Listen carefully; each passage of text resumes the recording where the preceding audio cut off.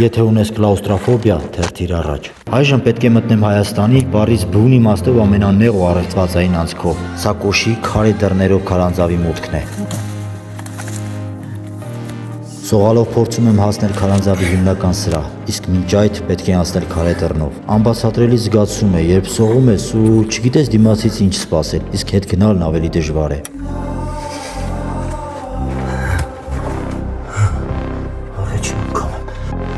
GPS signal lost.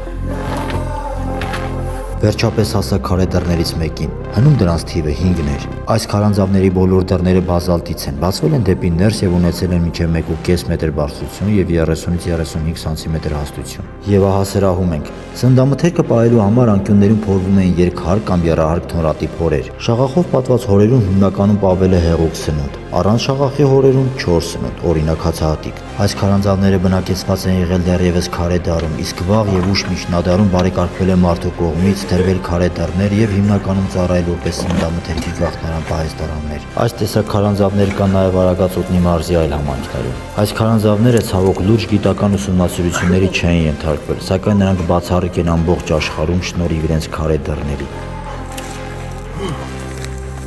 Կհանդիպենք։